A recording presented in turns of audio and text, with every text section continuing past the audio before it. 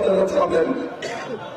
দুই ঘন্টা বাবা দুই বোঝাতে ইনশাল্লাহ সকলে আল্লাহ পাক আমাদের হাত খালি ফেরত দেবেন না।